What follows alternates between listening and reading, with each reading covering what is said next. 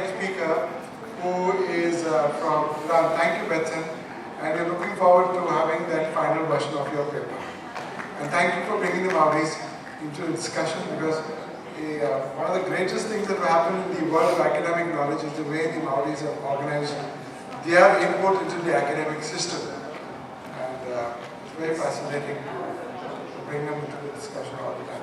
Yes, you can go up. Hossein.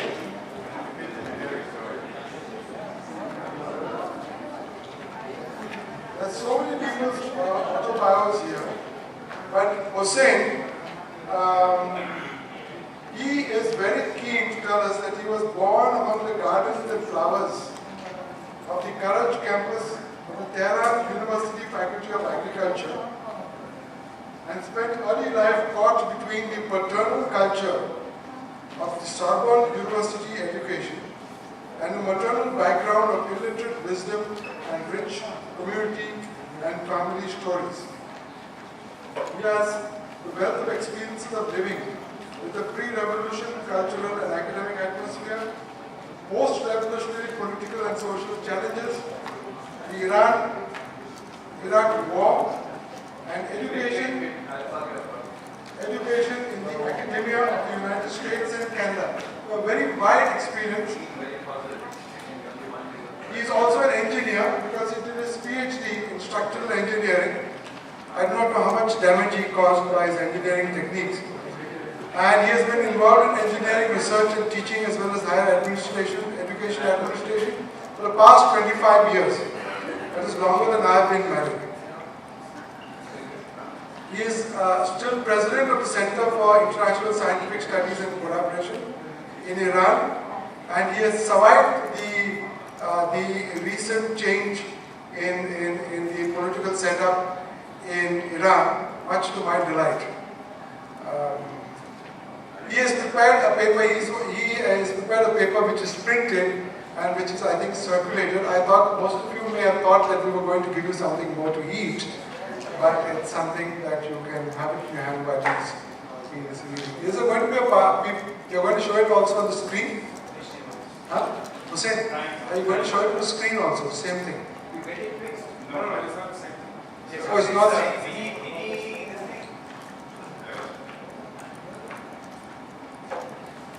So you can start. What's the code? Yeah. What's the code? But that's because he's come from Iran, so it won't work. Oh, you can go. You didn't check it out earlier. You should have checked it out. Like Professor Keeler came and checked it out half an hour earlier to just check that it's going to work. Thank God it's coming. So,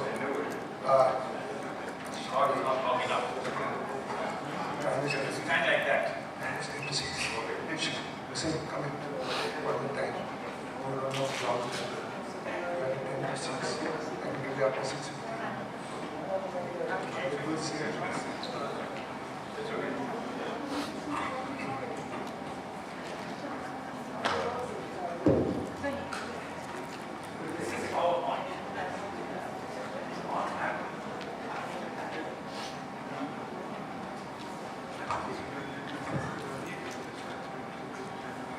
Assalamu alaikum. Bismillah ar-Rahman ar-Rahim. Before I start, I just like to thank all the organizers here. I don't know if I can name them all, but especially I would like to thank University Science Islam Malaysia. We were there yesterday, and Nottingham University, especially Dr. Sean, and multiversity members, starting with Idris, Muhyiddin, Claude, and Professor Zulkifli, and Raju, and I forgot to thank Allah Almighty first, and then thank my wife because of supporting me, and then my son Hamid with helping me, and my friends here, and my little son-in-law Abbas, his mother, and I have some sons and others in Iran. I would like to thank them too. But I'd like to tell you guys that unfortunately I'm not feeling very well. So please do not insist. I cannot make more than an hour and a half speech today.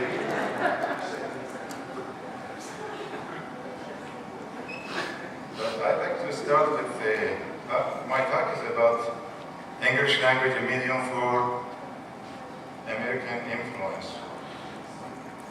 I think the slide was changed. A medium for a smart power actually was the title of my talk. I'd like to say Salamat Petang, the ones that I can talk about. Aloha, maybe people are here. Guten Tag, I don't think that anybody is here. Or bonjour, or namaste, is that right? Namaste. Ahlan wa sahlan. Assalamu alaikum. This one I wanted to use Ba'da Zohr Bekhair, but it's getting to evening actually. I don't know, and the little one here is hello. I don't know if any of you understand more than 2 or 3 of these languages, but they mainly mean to tell you happiness, being healthy, and send salam, to wish you good luck, and things similar to that. This is what we are using as a language, actually. We want to communicate with people of other cultures and other nations to somehow communicate and give their whatever wealth we have to share with them, to have the whole community of the people who are successful in love and happiness. We don't want to use our language to hurt anybody. Nobody likes us to do that. I always give this as an example to my students in the class, that when you compete to each other, it's not a good thing to do, as I'm concerned. Because if you have a garden full of beautiful, colorful, different flowers, it's very nice to go there and everybody is going to be happy when it gets into the garden. But imagine, in that garden there is only one flower and the rest is stones and I don't know, dirt. Would anybody like to live in that kind of garden? So instead of that, use your language to give love to everyone. In the multiversity business, I have been, and my country have been involved for 8 years now. We have about 4 conferences related to multiversity in Tehran. And Professor Gutu was involved in one of them. Raju has always been there and Claude also. I'm sorry to say that even if I'm an engineer and should be a strong background in mathematics, but I was not still being able to understand fully what Raju is saying. But I try my best to, but I know what he says worth something because he has a lot of enemies.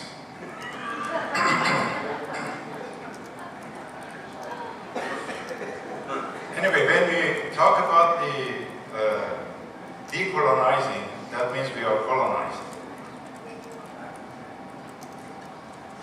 And we want to decolonize ourselves. But we think about colonization through math, through science, and education as a general, political, economical, and the rest of the things, cultural. But we normally don't think about the language itself, the English language. And we don't know what can be done with that language. What I've done is by language, I especially put the stress on the English language. And we normally think that it's a very good thing that people know 2, 3, 4, 5 languages, and we say that any language that you know is opening up another world for you that you can learn. And this is true, actually. It's very good to know different languages. It's good to know languages when you're a child. But we think that this has to be done in a way to be very careful about what is going to happen when you learn language.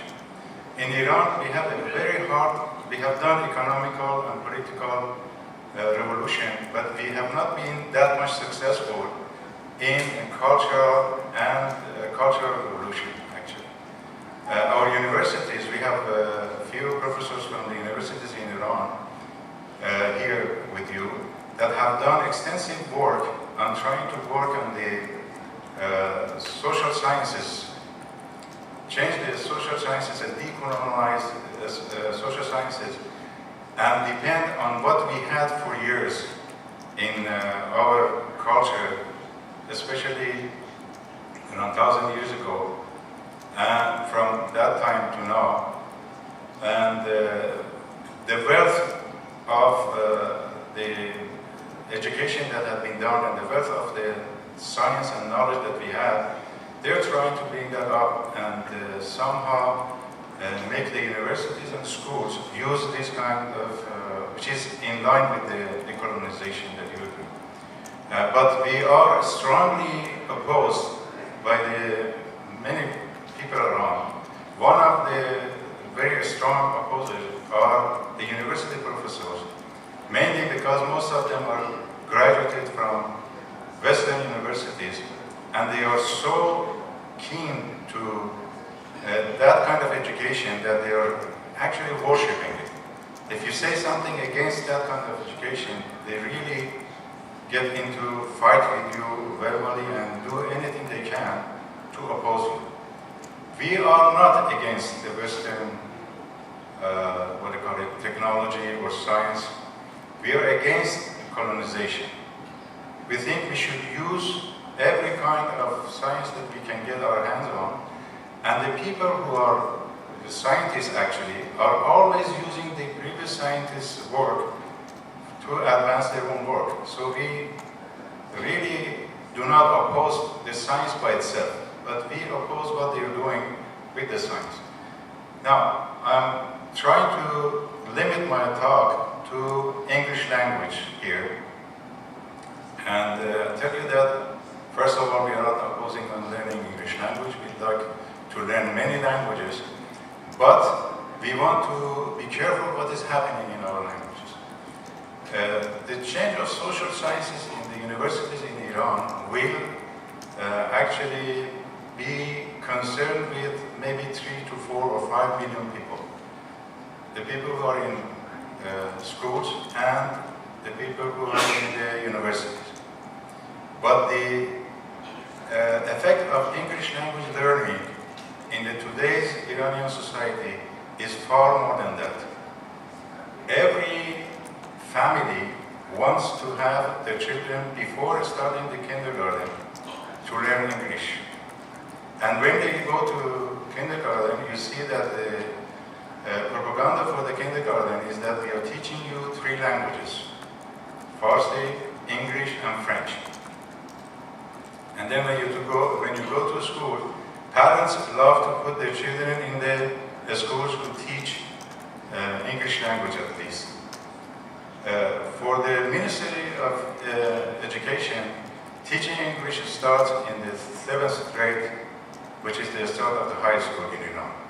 7th grade to the children of 12 years age, they teach English languages. And then you go to the university, and everyone the number is far more than the 4 or 5 million students involved in social sciences, which is taught in the Western way. I've been told not to use slides, but that lady is sitting there, but I'm sorry, I have to do it. Before going to the English language, we have to go to one more thing to think about it, and that's the world leadership of America. All the documents that I'm giving you in that booklet and it's presented here are from the documents, official documents of the American government, either from Parliament, from the speeches of the leaders, from the State Department, and those I'm not going to elaborate on them because it's completely, you can understand what they're saying. But in the strategic program that they have, in 2010, they are saying that they want to renew world leadership. And to renew world leadership, they are using the sources of the strength and influence, which includes military might, economic competitiveness, moral leadership, global engagement, and things like that. And for that, they need to use power. They need to have power. Power, you can divide it into hard power, soft power, and smart power. The meaning of power, hard power, you all know, which is a nation's political body's ability to use economic incentives or military strength to influence other actors' behavior. Now, which includes the military force, coercion, and intimidation. I know the meaning of that, but I cannot. Now, soft power actually is the ability to get what you want through attraction rather than through coercion. I think you know Joseph Nye. This is what. The reason of using that is because of what is happening in Iraq and Afghanistan. They're thinking about doing another course of action because they're saying that militaries are well suited to defeat states, but they are often poor instruments to fight ideas. So we have to fight ideas. It's easier to attract people to democracy than to coerce them to be democratic. And this is our friend Machiavelli, who says, it was safer to be feared than to be loved. Today, in the global information age, it is better to be both. So this is what they're thinking of. Now, by teaching English languages through their own documents, these are the objectives of the Americans that are pursuing. Mostly is American interest and influence, democratic, cultural, and religious values, engaging important foreign audiences, improving relations with other countries, conveying information and shaping attitudes. Please think about these words, which are, for those who have written it, they have chosen it very carefully. Shaping attitudes, building psychological bonds, helping counter extremism, which are dealing with the Arab movements that they've done, or Palestinians, reaching young people, entering into closed societies like China or Iran. For example, in China, since they're using English language to get into the society, they have even started publishing VOA's document, Voice of America's document, because you know these documents, you cannot just copy it. This has a copyright law on it, but they are producing the documents which is coming out from the VOA and distributing it to the people. Outreach to the Muslim world. Attaining more favorable view of America. Access to information. So anything that you need as information, you can have through America's ways of doing it. Promoting social cohesion, promoting civic activism. Now, after the soft power, they said it's better to use the smart power. The smart power is the combination. It's neither hard nor soft. It's a combination of both soft and hard power. The famous stick and carrot they're using. And you should know what to do with this way of using a smart power. I'll give you from now a few examples. The soft power has very examples that they're using. Like the agents of the soft powers are either from the regular people or companies or media, Hollywood, filmmakers, what they call it, education exchanges from to the or aids that they are doing in United States, aids that they are doing to different countries, aids coming from military aids, aids through the helping the victims of flood and or the ones who are after war that is happening. There are different aids they're doing. The most important aids you may know of is the Marshall program, which has been done after the Second World War. They rebuilt actually the Western countries involved in the war to counteract the influence of communism in those countries. Or the military aid goes to the Friends of America mostly in the region, for example, Israel, some of Arab countries. But once you look at these numbers, you think that America is spending a lot of money to help these people. But when you go to it more deeply, you find out that, for example, in the military aid, they might spend $30 billion a year, but on the same time, they're selling $90-some billion of arms to the same countries. Not exactly that country, but in the same region they're doing that, so they're profiting on this.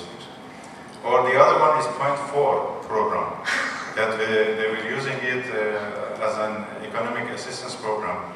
I was actually myself born earlier than that Point 4 program, and I saw it happening in Iran, in my place of birth. They used $30 million to help Iranian government for Point 4. And what they did, they encouraged people to improve their agricultural work. And we were producing rice and wheat at that time. And my father was an agricultural professor. He was involved in that, and I know it very well. So they encouraged us to spend that money to plant things like artichoke. I know the name in Farsi, but I don't know the Kenya Farsi, artichoke, and some of the asparagus, the things that the Iranians didn't have the taste for it. But you could build them and send it to America, and then buy wheat and rice from that country. So we were dependent on the agriculture for our own living by that program. I was very happy when I was 6 years old. I knew what artichoke is. Really, I could eat it, but none of my friends in the Navy even didn't hear about it. Now, but that $30 million, only a very small amount of it went to the agricultural community. Most of it went to the family of the Shah. Some of it went to the CIA member in Tehran. I have what they call the whole names in there, and some of them to the embassy in America. So now, if you think about what America is doing with the English language, is all not honoring our own culture or language or beliefs. They think whatever they know of values is superior to our values. God has created all of us with different colors, with different races, with different languages, with different cultures, and instead of valuing it all, they're trying that our own culture and values and beliefs is superior to you, and we have to somehow make you follow what we think is right. So that's why they call it their values is the universal values. Now, I just give you some slides for what they mean, and on the top you see the references, U.S. National Security Strategy 2010, and in that booklet I gave you, there are many more examples of this. The pervasiveness of the English language and American culture influence are great advantages to American traveling. Even in the communist world, American influence can be extended through the medium of English language. They said the people are learning English to speak our language figuratively and as well as literally. Again, American culture, in addition to the instruction in language teaching techniques, the students who were involved in that program, they will receive basic orientation in American life and culture, further increase their understanding of appreciation of things American. Forget about their own culture. They receive basic orientation in American life and culture, understanding and appreciation of things American.